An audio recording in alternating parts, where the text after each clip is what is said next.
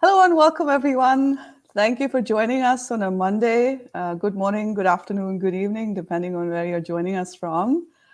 My name is Meenakshi Iyer, and I'm your host at this live stream show called Exploring Intersections. And today is episode 11.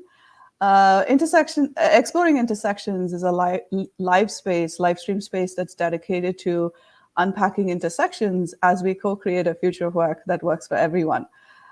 We started off purely as a LinkedIn live space, and now since then have branched off to live streaming simultaneously on LinkedIn, Facebook, and YouTube. So wherever you follow me and or my practice, Northstar Solutions and Services, you'll be able to catch me live. You'll also be able to catch this replay on YouTube and on LinkedIn as well. So I started doing this exploring intersections as a way to take the time, step back, and unpack some of the seemingly challenging topics of our time.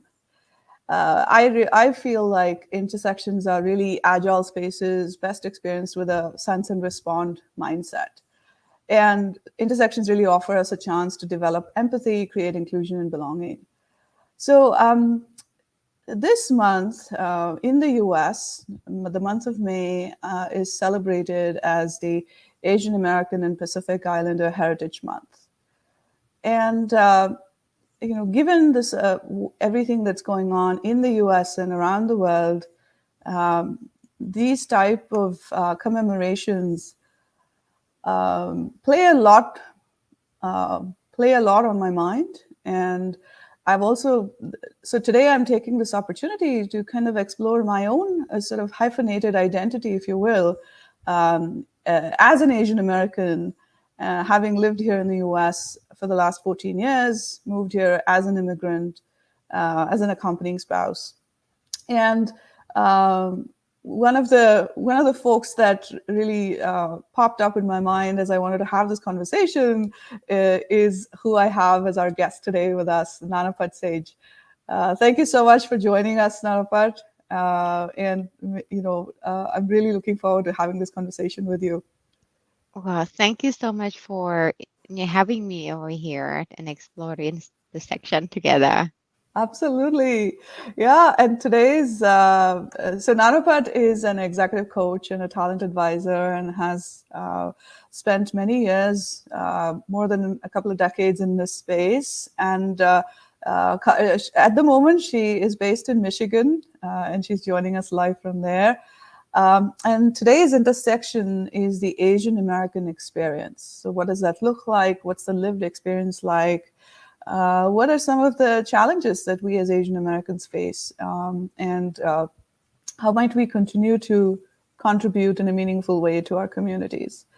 I just wanted to do a quick introduction for Nannapat. As I mentioned, she is an executive coach, and congratulations on your PCC, Nannapat. Thank That's you. a phenomenal accomplishment. Yeah. Nannapat is really passionate about human potential and how everyone has their unique talent and how they can show up authentically and become a high performer in their own right, in their own space. Things that she's passionate about are talent, leadership, and future of work. And some of the ways in which Nannapat serves her clients and her community is through one-on-one executive coaching.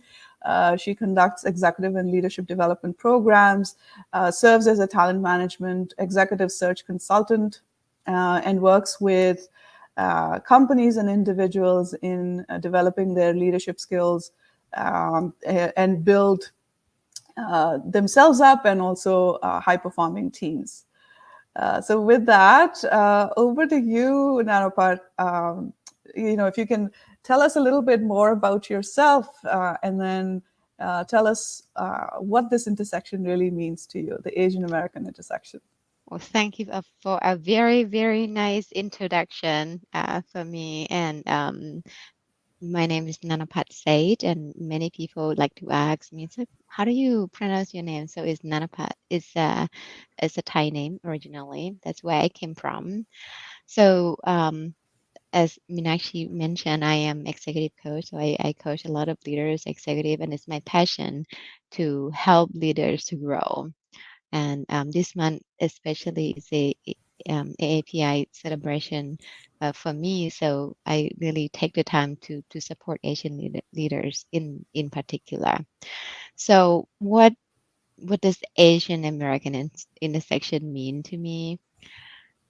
I feel like this intersection is a very is a major intersection for me in my life, and I'm sure for many other um, Asian American immigrant coming here as well, because it's one of the most rewarding and growth journey in my life. As a Thai immigrant coming here as supporting my spouse to be here with little or no support, um, from having all the support that I needed, come over here and have very limited support and not knowing about the culture, not knowing, don't have any friends. So I found this intersection. I call it the defining moment. Right. So it's a defining moment for me to make a decision whether or not I'm going to turn left or turn right, or I should go straight, or I should, what route do I take? So that it's been a rewarding journey, because sometimes I will have to go 5 step front and then 10 step back, and then, turn left and turn right, and just there are a lot of unknown for sure in this intersection. Hmm. And I can relate to that as well. I what really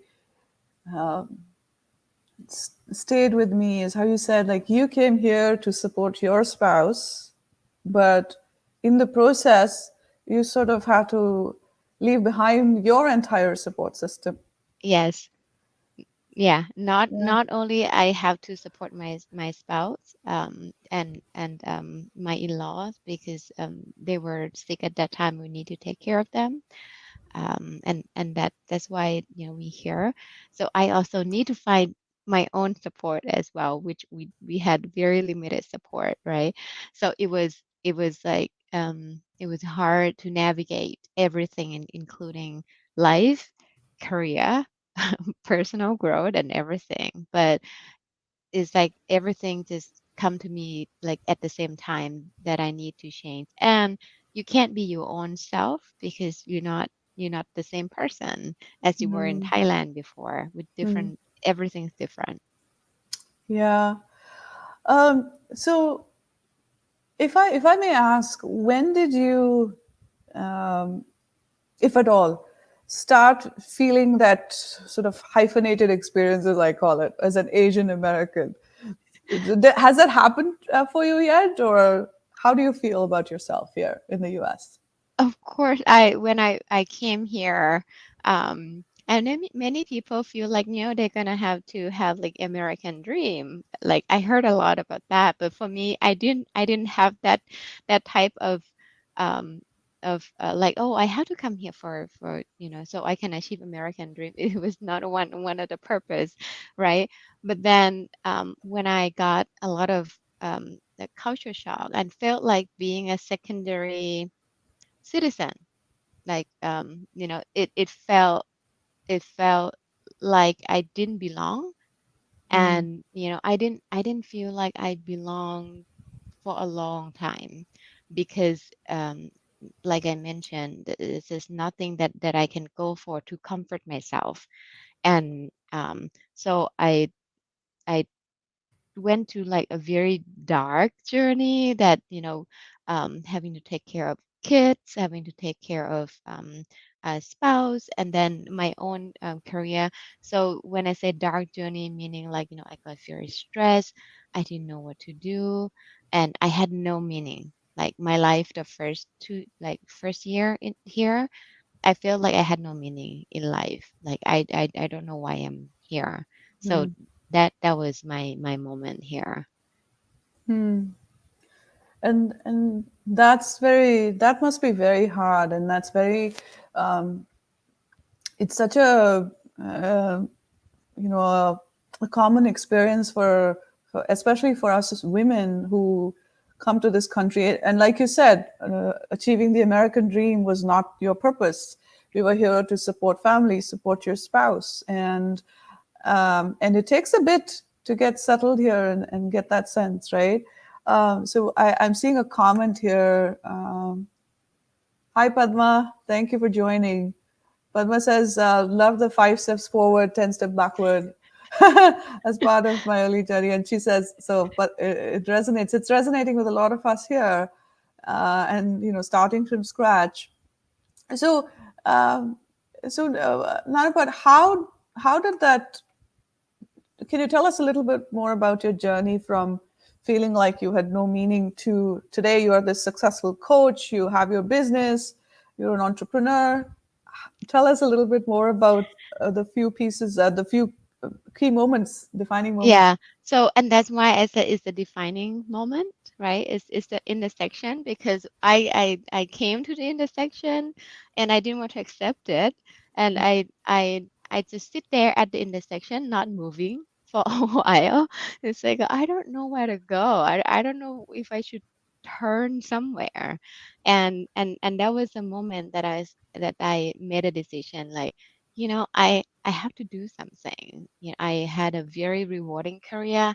I help a lot of people before, and why don't I just do something about it? And I do have value. My kids need me, and they need me to be successful. So I can tell them that it's not hard. You just need to go forward.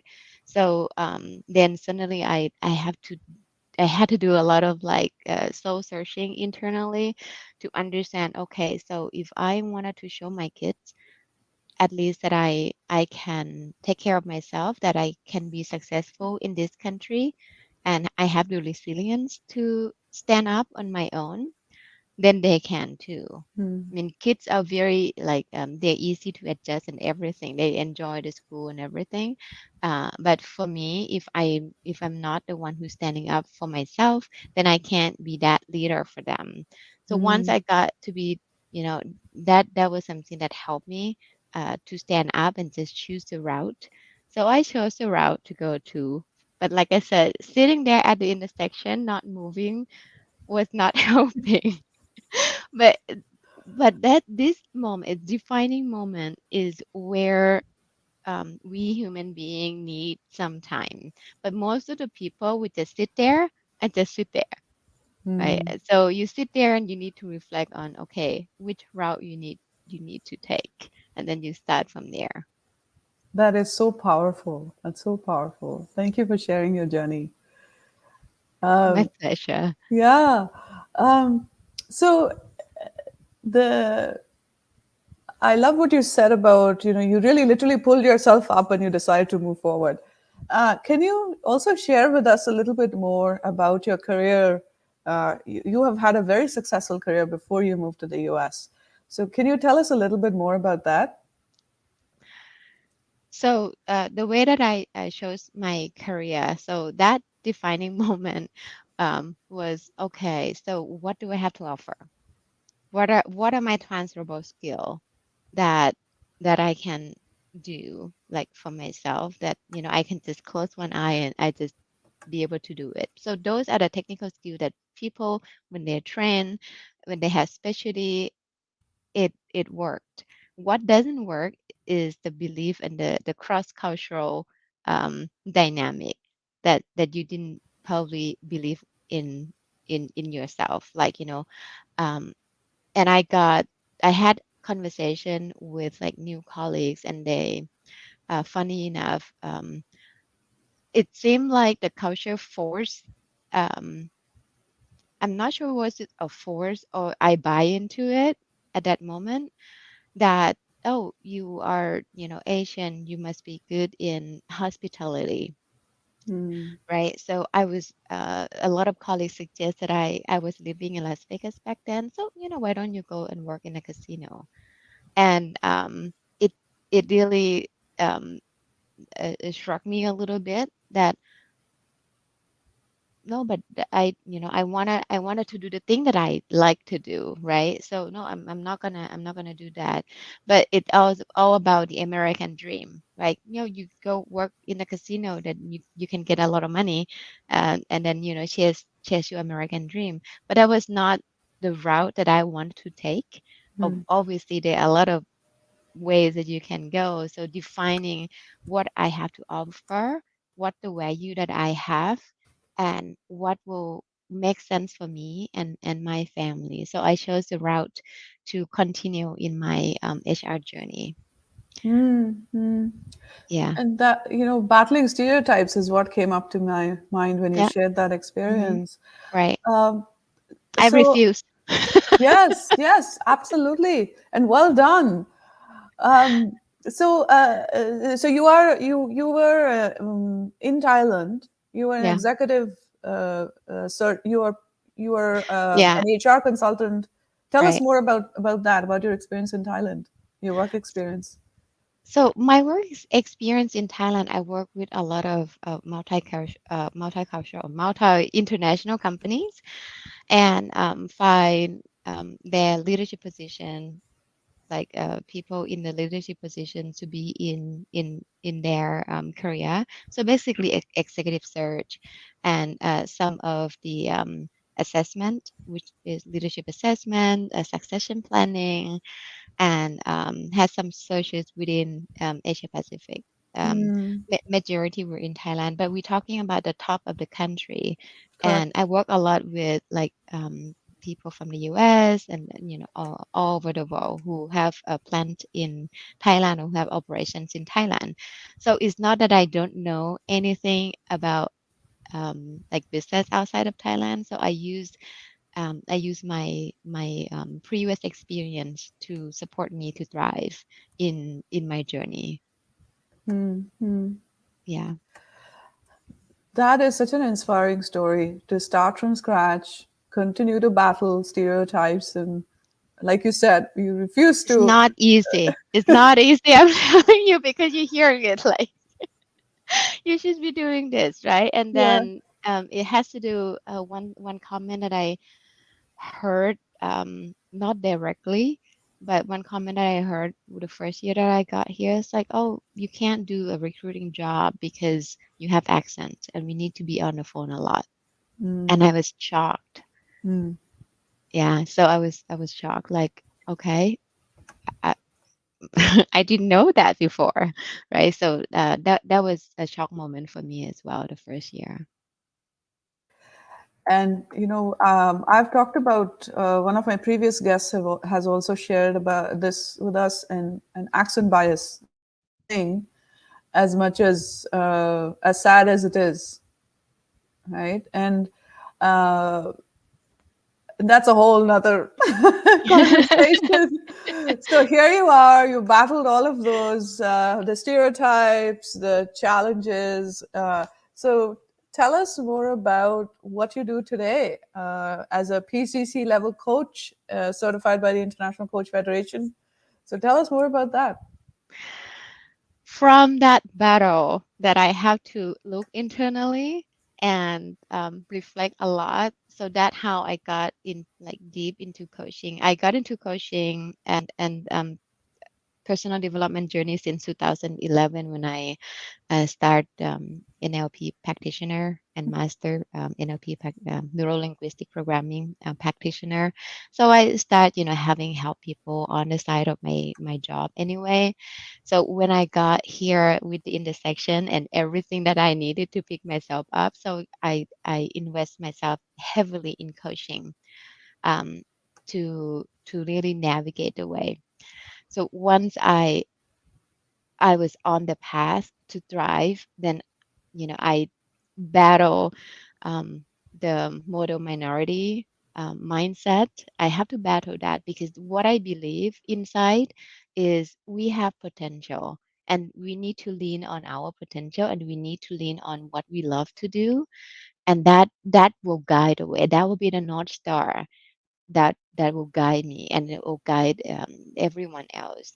So right now, as a PCC coach. I do this with client. I support clients to do the same to gain their resiliency, and they can just be the best version of themselves when they really lean on what they believe in. But what danger is it? What do they believe in? That's dangerous, because if they believe in model minority that other people put in their head, then they're gonna choose another route. But if they believe in their own potential and they can move forward in that way, then they're gonna thrive. That's just been my experience, like my own experience that I went through, and also the experience that my clients had as well. That's just amazing. What really strikes me is how you are using your own experience, the good, bad, and ugly, all put together to fuel your journey and support your clients in theirs. That's just fantastic. And there was a comment here from Padma. She says she has to drop off, but she'll catch the recording. And she's thanking you for sharing your journey. Absolutely. Thank you for your support, Padma. Thank you, Padma. Uh, so, Nanapat, um, as you're talking about this, one of the things you brought up is the model minority myth, or that's another bias that most Asian Americans have to deal with. So, for me, coming from India, it's always assumed that I work in IT, and I don't. I mean, I work in technology, but not as a programmer, right? And I've done different things in India, and I had the same experience where none of that mattered when I moved here 14 years ago. I had to start from scratch. And I took the first paying job that came my way as soon as I had my work permit.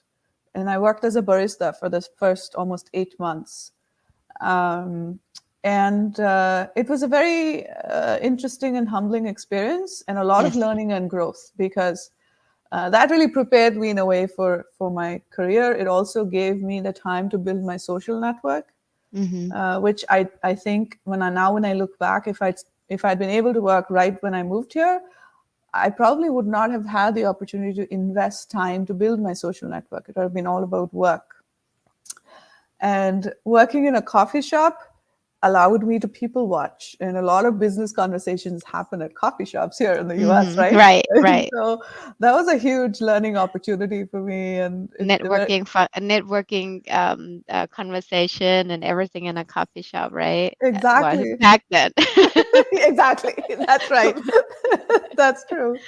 And so that's been my journey here. Um, so the model minority myth, can you share a little bit more about what that means to you, and how have you seen it play out for yourself? It's funny, it's been playing out. Um, and I just realized it. If I'm not here, I probably can't say it like that's the way it is. So when I was in executive search in Thailand, and there are some confidential assignments that I have to do, meaning I have to replace someone who's already in a job, right? Because they're not performing. And I can't it's something that I hate because then I know that that person will be let go. And Mm, it's something that I want to get right. Why is that person not working? And many times, I would say 80% of the time, um, it has to do with the person is not speaking up, the person hiding behind the rug and not proactive, not initiative. So that has been the theme of the people that I have to replace. Like I'm talking about executive, like head of the mm, country, mm, managing director. So at that level, I have to find somebody. The good news is there's somebody who initiative. There's somebody who speak up and be vocal about what they need. So when I came to the US, then I learned. I didn't learn. I didn't know anything about this model minority before. So then I learned. It's like, oh, Asian are not speaking up. Asian are not raising their hands. And Asians either are not charismatic enough. They're not mm, charming. They can't carry that much conversation. And then when I look back, it's like, oh, it's consistent, but it's the culture, Mm, right? It doesn't mean that Asian can't lead. mm, They can lead a very successful business, but they have the way to do different things. They show up as a humble person. It doesn't mean that they don't have things to say. And mm, they're not very vocal, but it doesn't mean that they're not adding value. Um, so this is what the topic that struck me the most is like, because they're not raising their hands, so they're not contributing.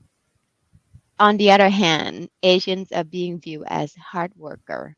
mm, So it it's just a conflict here. Well, you're not contributing, but you are a hard worker here. Um, so that was hard to mm, mm, digest for me.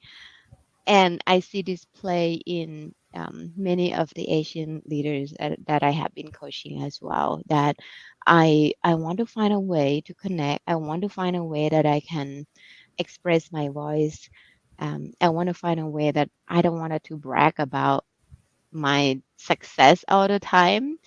Um, and how do I even do that? Because mm. that's not the way that I was taught growing up. So Absolutely. yeah. Absolutely. And that's something I've seen with my coaching clients as well, particularly women, and particularly those of us that speak English as a second, third, fourth language. How we've been raised, how our value systems are, Value system. yeah, they're different, and that kind of get in the way of us showing up in a predominantly English speaking world. And one of the things that I've learned along the way is that one, you are your best spokesperson.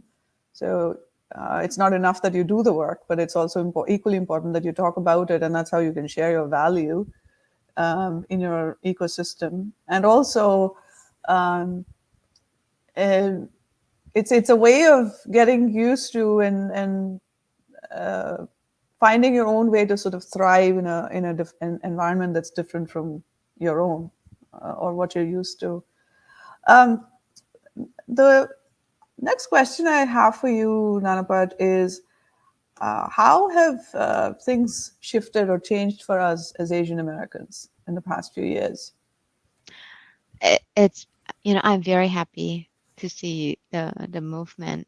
I mean, certain thing happened for a reason, I believe, and there are more support for a lot of Asian American. There, the issue has been lift to be on the table and not just on the side, right? So there are a lot of shift, and I believe many of us already know what we have to do. It's just, do we contribute to it? No, do we make a decision to raise our hands and support the movement? So I support the how Asian leaders can thrive in my own way. Um, but many Asian professional can also support the movement to help Asian leaders to thrive and be unique and own their own success in many different ways, right? But then we just have to find a way that we can also support other people to to um, to grow in their journey. So that's what I believe. But the shift has been tremendous, and there's a lot of organizations that support Asian professional, and I heard there are a lot of new Asian business resource group in many company, which is wonderful. So that's what I heard that they are doing, and they have their own development journey because it might be a little bit different than another folk in the business resource group. Absolutely. Um, and I also want to get your views and your reaction to the surge that we are seeing in hate crimes, particularly against folks from certain countries in Asia. How has that changed your experience as an Asian American? When I it was scary at first, right? When we knew about it, and it's very sad, and it's very scary to be targeted, right? At least you're one of the person that could be targeted anytime.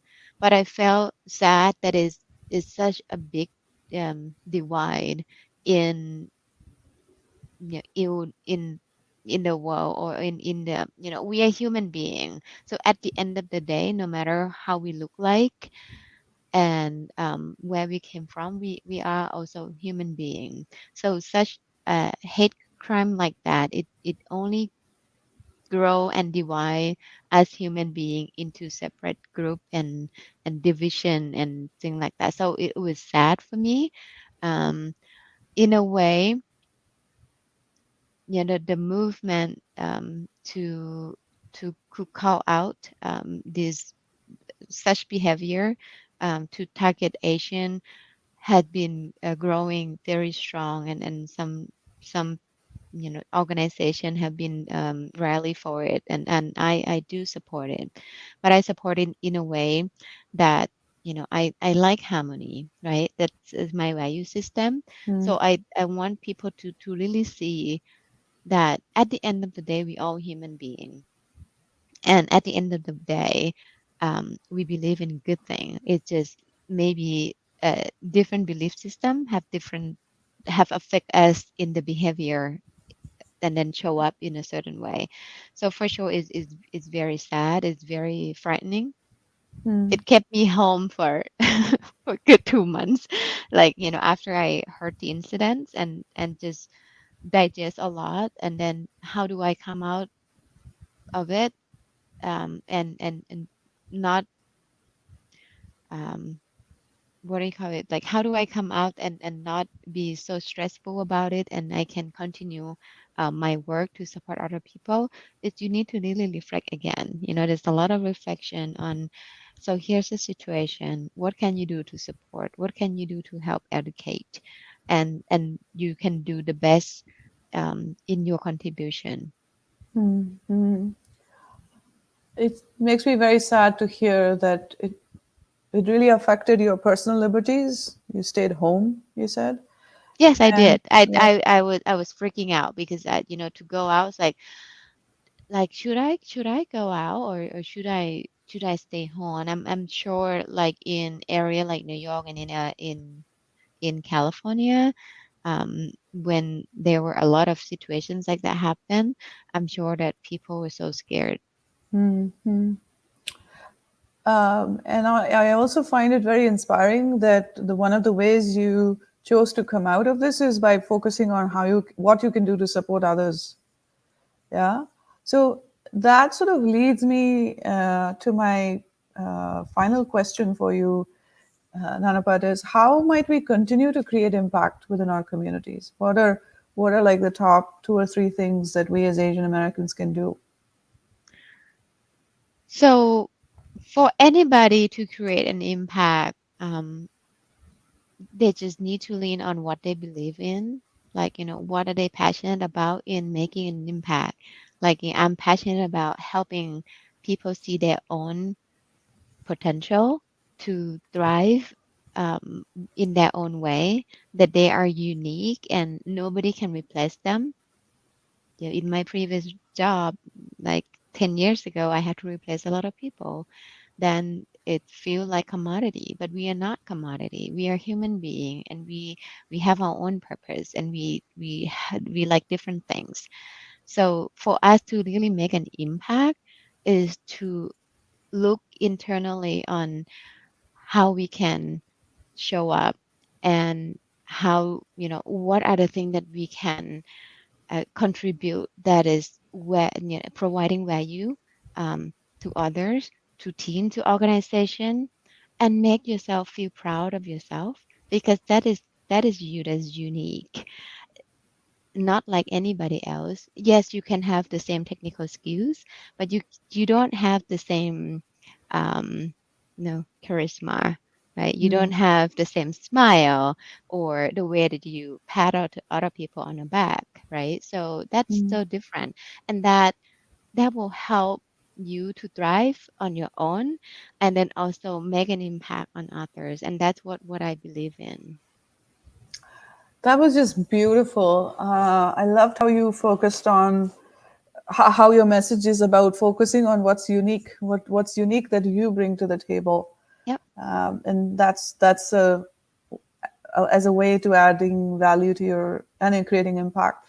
And here we have Willow. Thank you for joining, Willow.